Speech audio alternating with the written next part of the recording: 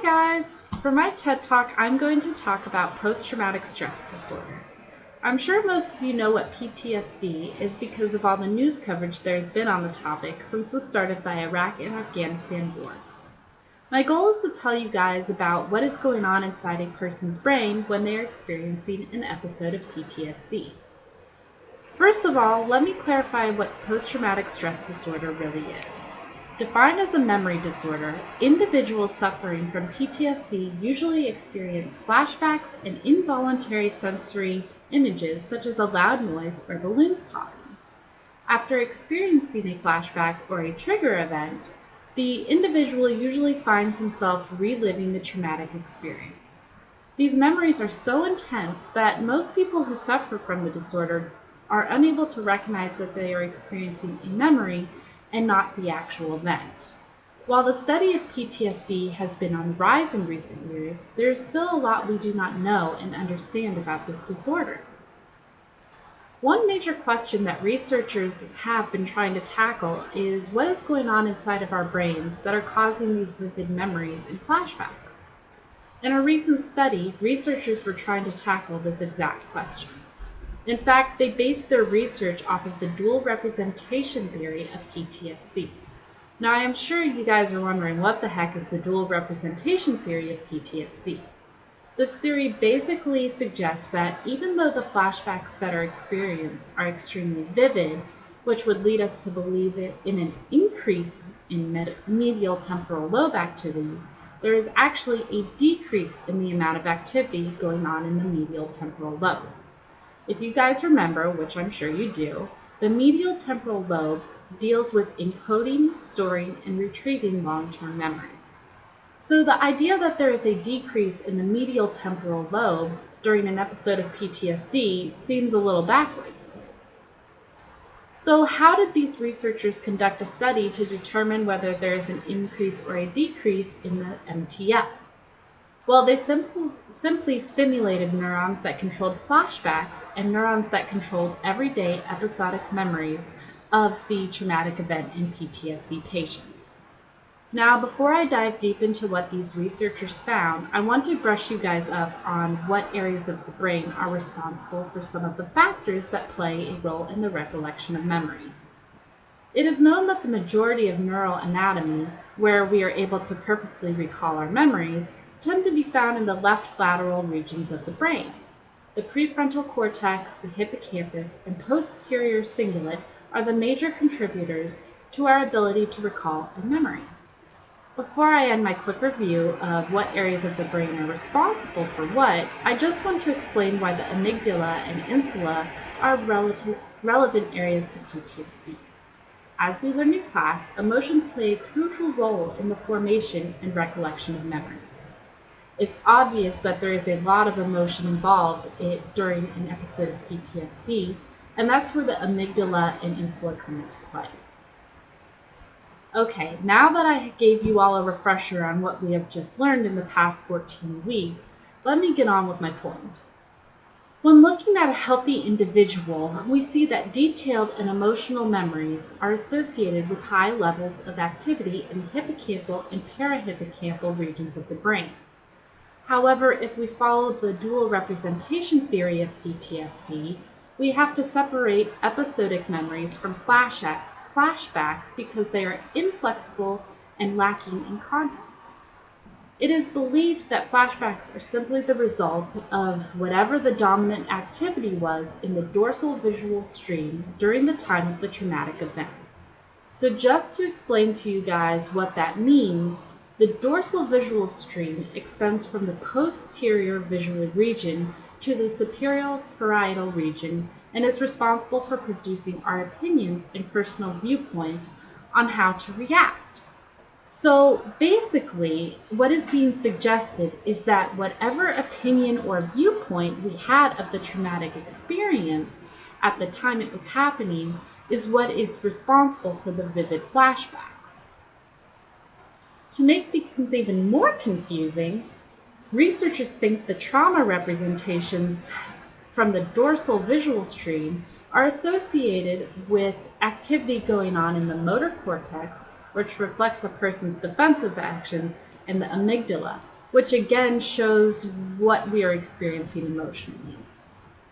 So why did I just make a big deal about the dorsal visual stream and explain what it affects? Well, researchers think that the dorsal stream basically outweighs the ventral visual stream along with the inferior and middle temporal regions. Okay, so what does that mean? Well, the ventral stream and the temporal regions combined help us visualize scenes from another viewpoint and allows us to recall our memories in their original context.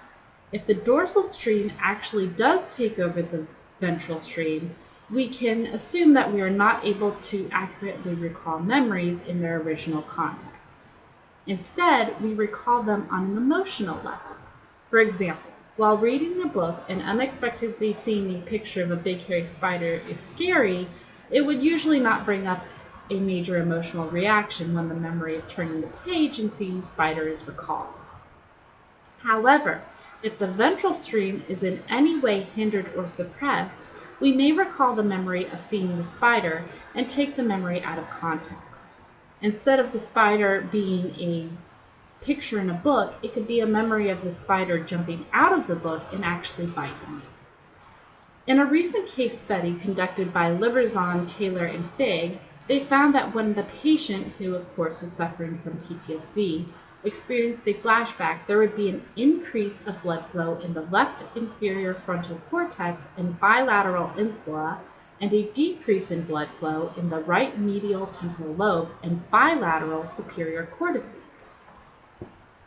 Overall, it has been found that when dealing with flashbacks, when we look on an fMRI scan, we see a decrease in activity located in the middle and inferior temporal cortex. It is concluded that despite what we may initially believe, the episodic memory system in patients suffering from PTSD are still working properly, but that the vivid flashbacks they experience may be a result of an increase in activity in the dorsal visual stream and a decrease in activity in the ventral stream.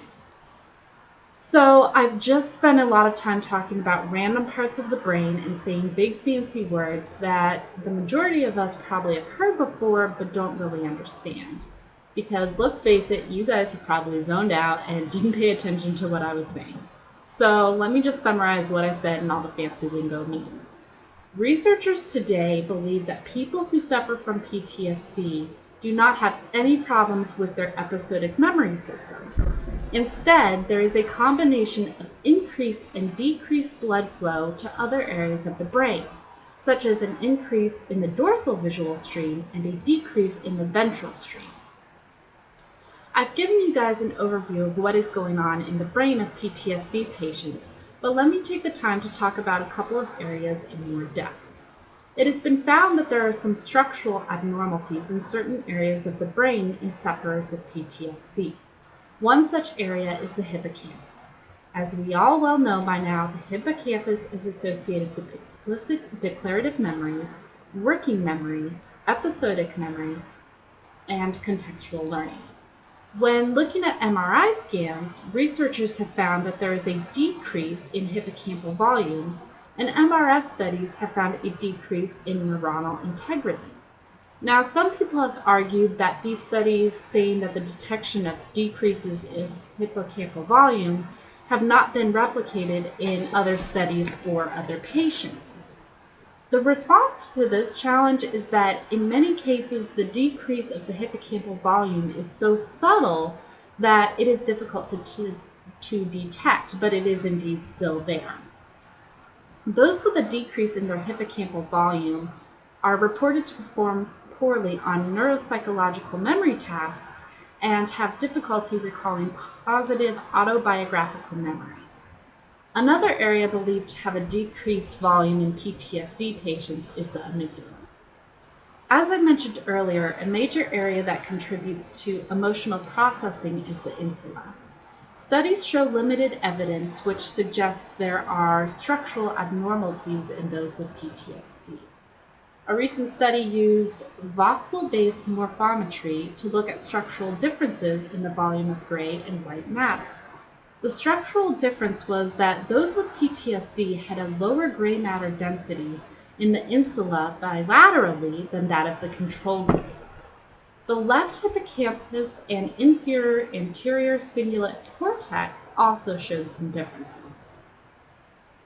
Another area that is involved in the pathophysiology of PTSD is the amygdala, which is integral to the generation and maintenance of emotional responses. Studies conducted by Rausch and colleagues demonstrate an increase in regional cerebral blood flow in anterior paralimbic and limbic structures between the treatment and control groups of their studies. All of these areas in the brain emphasize a lack of connection between each other when dealing with traumatic-related events.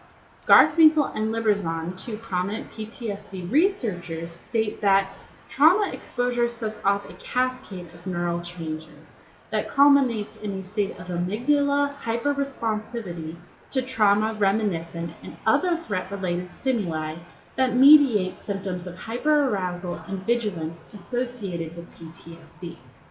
Post-traumatic stress disorder is a relatively new field of study.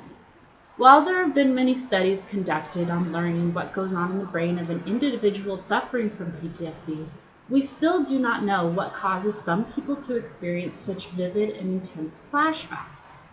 Researchers have determined there is a need for a broader conceptualization of the processes implicated in the disorder. This is because problems in threat-related processing only explains parts of PTSD. Other aspects still remain unexplained.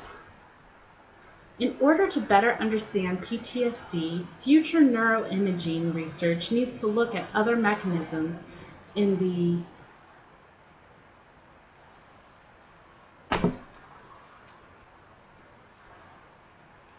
brain, such as fear, conditioning, and cognitive emotion interactions.